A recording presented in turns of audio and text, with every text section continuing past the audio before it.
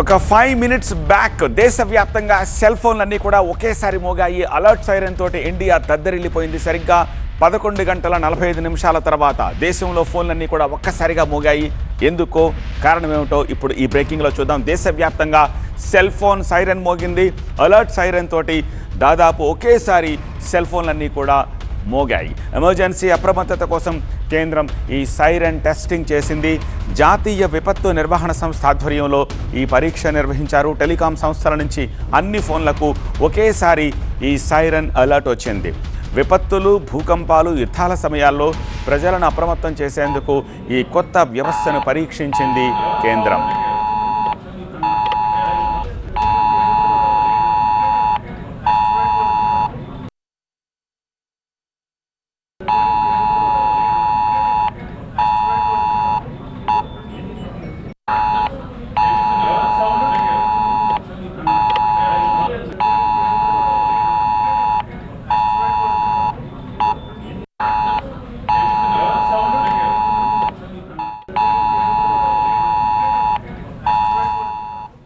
So screen పై చూస్తున్నారు కదా, దేశవ్యాప్తంగా ఇలా సెల్ ఫోన్లన్నీ ఒకేసారి మోగాయి. అలర్ట్ సైరన్ తోటి ఇండియా అంతా కూడా దద్దరిల్లింది. సరిగ్గా 11 గంటల 45 నిమిషాల నుంచి దేశంలో ఫోన్లన్నీ కూడా ఒక్కసారిగా మోగడం ప్రారంభించాయి.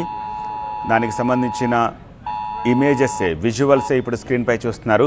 అలర్ట్ సైరన్ తోటి ఒకేసారి ఈ సెల్ ఫోన్లన్నీ కూడా మోగాయి. ఎమర్జెన్సీ అప్రమత్తత కోసం కేంద్రం ఈ సైరన్ టెస్టింగ్ చేసింది. దీనికి సంబంధించి మరింత సమాచారం అందించేందుకు మా ప్రతినిధి సుకుమార్ ప్రస్తుతం మనకి ఫోన్ లైన్ ద్వారా అందుబాటులో ఉన్నారు. సుకుమార్, ఇది ఆల్రెడీ ఇన్ఫర్మేషన్ ప్రయర్గా ఇచ్చినప్పటికీ కూడా అందరికీ రీచ్ అయి ఉంటుందని నేను అనుకోను. ఇప్పుడు ఆల్ ఆఫ్ ఏ సడన్ అన్ని సెల్ ఫోన్లు ఇలా ఒకేసారి మోగడంతో, ఈ అలర్ట్ రావడంతో దీనిపై దేశవ్యాప్తంగా కంపల్సరీ చర్చ అయితే జరుగుతుంది. సో ఈ అలర్ట్ ఇవ్వడానికి వెనుక కేంద్ర ప్రభుత్వానికి ఏ ఉద్దేశం ఉండి ఉండవచ్చు? ముఖ్యంగా national disaster management authority NDMA గతంలో కూడా ఇలాంటి ప్రయోగం చేసినప్పటికీ పూర్తిగా అన్ని మొబైల్ ఫోన్స్ రీచ్ కాలేదు అనేది గత సంవత్సరం జరిగింది. కాకపోతే ఇప్పుడు ఆల్మోస్ట్ 90% వరకు కూడా అన్ని సెల్ ఫోన్స్ కి ఈ అలర్ట్ ని పంపించే ప్రాసెస్ లో భాగంగానే మనకి అలర్ట్ ఈరోజు వచ్చింది. దీంట్లో చాలా వరకు కూడా అంటే గత 2-3 రోజుల నుండి సోషల్ మీడియాలో కావచ్చు రిపీటెడ్ అటెన్షన్స్ క్రియేట్ చేసినప్పటికీ కూడా అంత ఎక్కువగా రీచ్ కాలేదు. చాలా మంది దీనికి భయపడి ఫోన్లు పక్కన పడేసిన పరిస్థితి కూడా మనం ఇప్పుడు గమనించవచ్చు.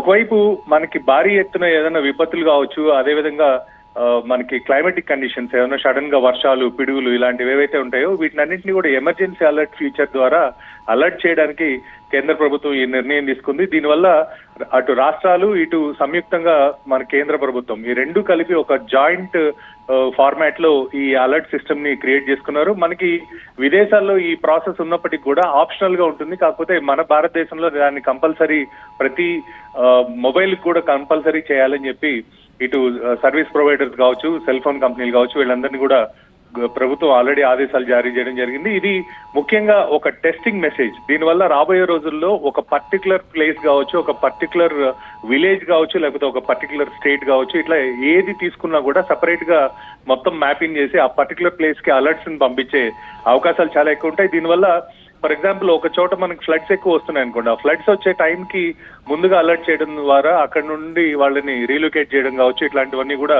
కామన్ గా ప్రతి ఒక్కరూ ఒకే ఆలోచన విధానంతో టెన్షన్ పడకుండా ఒక అలర్ట్ ని రిసీవ్ చేసుకునే మెకానిజం ని కేంద్ర ప్రభుత్వం ఎస్పెషల్లీ టెలికాం రెగ్యులేటరీ అథారిటీ దీన్ని ఇంప్లిమెంట్ చేయడం జరిగింది. దీనివల్ల రాబోయే రోజుల్లో టెలికాం శాఖ మంత్రి చెప్పిన దాన్ని బట్టి కనుక చూస్తే చాలా క్లియర్ గా ప్రతి సెల్ ఫోన్ కూడా, అంటే భారతదేశంలో ఉన్న ప్రతి సెల్ ఫోన్ కూడా ఈ అలర్ట్ ని రిసీవ్ చేసుకుంటుంది. ఇర్రెస్పెక్టివ్ ఆఫ్, అంటే మనకి స్మార్ట్ ఫోన్ ఉండొచ్చు, నార్మల్ ఫోన్ ఉండొచ్చు, అడ్వాన్స్డ్ ఫీచర్స్ ఉన్న ఫోన్స్ ఉండొచ్చు, ఏదేమైనప్పటికీ కూడా ప్రతి దానికి ఇలాంటి అలర్ట్ మెకానిజం విత్ సౌండ్ ని తీసుకెళ్లడం ద్వారా ఒకవేళ ఏమైనా ప్రాబ్లమ్స్ వస్తాయంటే, ఒకవేళ మనకి అలర్ట్ ఇచ్చిన తర్వాత అలర్ట్ ని తీసుకోకుండా ఉన్న సెల్ ఫోన్స్ ఏమైనా ఉన్నాయా, అలర్ట్ వెళ్ళిన దాన్ని బ్లాక్ చేస్తున్న విదేశీ కంపెనీలు, అంటే ఎక్కువగా మనకి చైనా ఇట్లాంటి టెక్నాలజీ, చైనా ఫోన్స్ ఉన్నాయి కాబట్టి అవేమన్నా ఈ ఎమర్జెన్సీ అలర్ట్స్ ని ఆపడానికి ప్రయత్నం చేస్తాయి. ఈ ఆపరేటింగ్ సిస్టమ్స్ ఇవన్నీ కూడా బేరీజ్ వేసుకోవడానికి ఇది ఒక ఎమర్జెన్సీ అలర్ట్ సిస్టమ్ ని ఇవాళ చెప్పడం జరిగింది. బట్ సాయంత్రానికల్లా మనకి టోటల్ గా ఎన్ని ఫోన్స్ రీచ్ అయినాయి, అసలు అలర్ట్ మెకానిజం ఎన్డీఎంఏ తయారు చేసిన అలర్ట్ మెకానిజం ప్రాపర్ గా రీచ్ అవుతుందా లేదా, ఒకవేళ రీచ్ కాకపోతే రాబోయే రోజుల్లో ఎలాంటి నిర్ణయాలు తీసుకోవాలి, టెలికాం ఆపరేటర్స్ సంబంధించి కావచ్చు, అటు సెల్ ఫోన్ మ్యానుఫ్యాక్చరింగ్ కంపెనీలకు సంబంధించి కావచ్చు, వీళ్ళందరినీ కూడా ఒక ఏకదాటి మీదకి తీసుకొచ్చే అవకాశాలు మనకి చాలా ఎక్కువ కనిపిస్తున్నాయి Satya. Wonderful Sukumar, thank you. So అది పరిస్థితి. అలర్ట్ సైన్ తోటి దాదాపుగా ఒకేసారి సెల్ ఫోన్లన్నీ కూడా ఈ ఇమేజెస్ తోటి కనిపించాయి. అలాగే ఆ సైరన్ తోటి ఒక్కసారిగా ఫోన్లన్నీ కూడా అలర్ట్ ఇచ్చాయి. ఎమర్జెన్సీ అప్రమత్తత కోసం కేంద్రం ఈ సైరన్ టెస్టింగ్ చేసింది.